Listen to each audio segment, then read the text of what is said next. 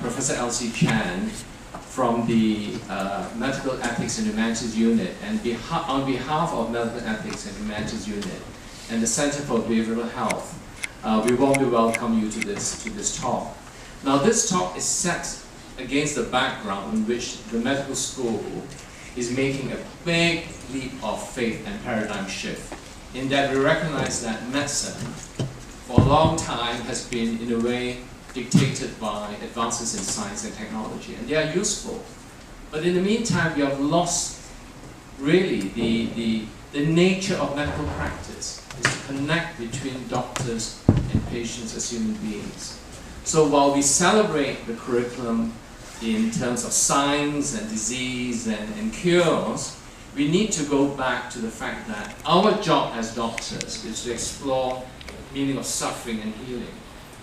Not just our schools, but schools around the world is looking to look at the neglected curriculum. And those of you who are in year one of the 6-year curriculum, you will know that our dean has, in a way, planned a curriculum that looks at the neglected curriculum, looking about essentially the nature of our work, which means what makes us human and what gives us the strength to do the work that we need to do, to understand suffering and to bring healing, and above all, to maintain our well-being and resilience in the face of the very difficult work that we do and the challenging work.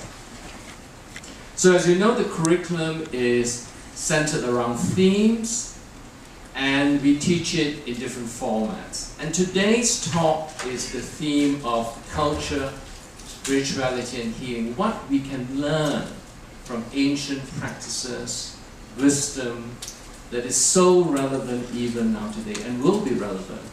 And there's no other better person than the speaker today to tell us about this. So here's this slide, which I hope, this poster for this talk, which I hope you would really like. I thank Abel for turning the stethoscope into a heart, okay? And making this not only very attractive, but highly relevant. So to the speaker, it is really a privilege and an honor to welcome Dr. Barry Kerzin, physician, monastic, teacher, healer, researcher to the Li Ka-shing Faculty of Medicine. Now, Dr. Kerzin trained in general medicine and in family medicine as a specialty in the University of California. He worked briefly in the University of Washington. And then for, maybe the conditions were good, he went to Dharamsala in 1989. Okay? And he has remained there since. He was ordained as a priest by the Dalai Lama, to whom he serves as a personal physician. And he has practiced charitable medicine for the last 24 years. At the same time, he has taught Buddhism, science, the relationship between the two, secular ethics throughout the world. When I asked him where's his home, he told me just for lunchtime, it's many times he's out in the clubs. So he's here, there, and everywhere doing a wonderful work. In Japan, he leads a Human Values Institute. He is also consultant to the Max Planck Institute in Leipzig on investigating how to, I suppose, develop compassion. He has written on training compassion, and he has, because he is such a great meditator, he has been a subject as an individual for a subject for research in University of Madison and Princeton. So without much further ado, please join me in welcoming Dr. Kerzin, who's going to talk on equalizing the doctor-patient relationship. Dr. Kerzin.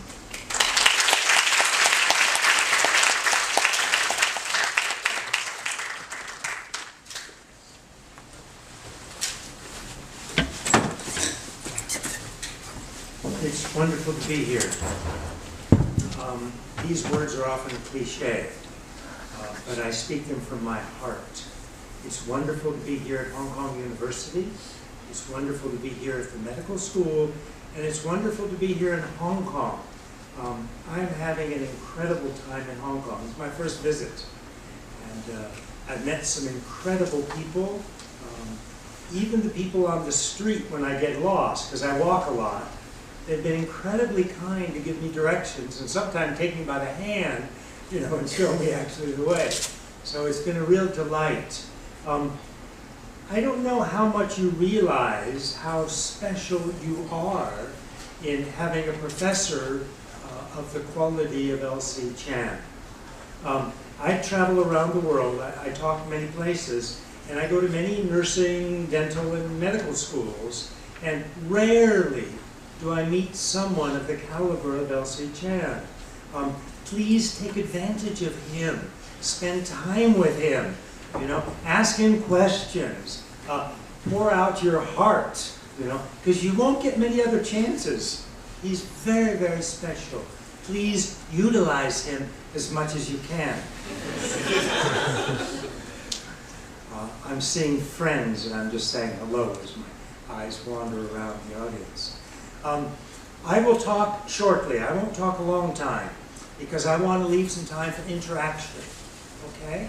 So that means we have to make a bargain. Okay? A bargain to interact. Now, in this interaction, please, I don't want you to feel shy. I know you're feeling shy. I know that. Yeah. But please put that aside, okay? Take a few slow, deep breaths when we come to our interaction, and bring up your questions, make your comments. Please do not feel shy. There are no right answers, no wrong answers. This is not an external kind of assessment.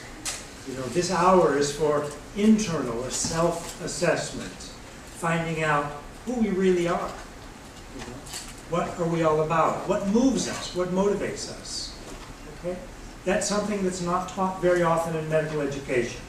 I know I went through medical education, and I taught for a number of years in medical education. These are not things that are taught very often. So we are privileged to have an hour of some self-exploration, looking at issues like honesty. Honesty. Of course, being honest with others, but also being honest with ourselves. Very, very important. Very, very important. We've all heard this before, but we tend to sort of, you know, forget it a little bit. You know, we're too busy. You know, I've got to go to my pathology class. I've got to go to this and learn the biochemistry and this sort of cascade and that sort of cascade, you know, which are important. Yeah? But the larger context is who we are inside. You know? What makes us tick? What are the qualities that we feel comfortable about? What are the qualities that we don't feel comfortable about? Everyone in this room has both. Everyone.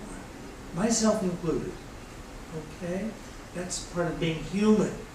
So to recognize that, to do a little searching when we can, and find out when we encounter some of those rough patches, you know, some of that stuff we don't like about ourselves, rather than get blown out of the water, okay, very upset, rather than just turn a blind eye, you know, putting our head in the sand like the ostrich, but look at it. Look at it. Rather than beating ourselves up, oh, I'm such a terrible person, this is what I'm feeling or doing or thinking, rather than that, okay, I'm in a stressful situation, I'm a medical student. You know, this is one of the roughest times in your life, you know, while you're young, okay? And so it's bound to bring up lots of anger and selfishness and greed and jealousy and judgment. This is natural, okay? So it takes a courageous person with some maturity to recognize these things and say, okay, that's there. What can I do about it? How can I make myself a better physician by acknowledging some of my weaknesses and working with them? Okay? This is very, very crucial, and again, often not taught, or at least not very much, in the medical school. You're very privileged. This humanities program that I've seen so far, and we'll see more this afternoon, in your medical school is very rich and enriching. So I hope that you take it seriously. I hope that you don't feel that, oh, this is kind of soft science, you know. I need to do the cascades in biochemistry so I can pass my exam. Okay, of course that's important, right? But this other stuff that's enriching is, in the long term, more important. It really makes you a better physician and a better human being. And what that means is, it helps your relationships, okay? Probably most of you are not married. I don't know, maybe some of you are, but when I was in medical school, we didn't have time to get married. You know, so probably most of you are not married yet. But most of you at some point will be married or in some sort of a stable relationship, okay?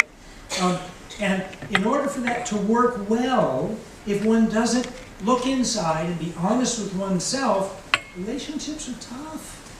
So it helps in family life, okay? It also helps in the work environment. We all know people that haven't worked on themselves very much and they're very difficult people. You know, what do? We turn away from them, don't we? So we don't want others turning away from us. So to work with our stuff is very, very important. Okay. I've kind of hit that nail on the head a number of times. You know what I'm talking about. You do and you don't. What am I talking about? L.C. Chan, Professor L.C. Chan, told me that he loves bells. And when he went to medical school, I believe here, is that correct? Sorry, in the UK. That's right, I'm sorry. Slip of my memory. There were two bells. Was that in the UK? Medical school? No, it was in school in Malaysia. Sorry. School, that's fine. School in Malaysia. Two bells, 5 minutes apart.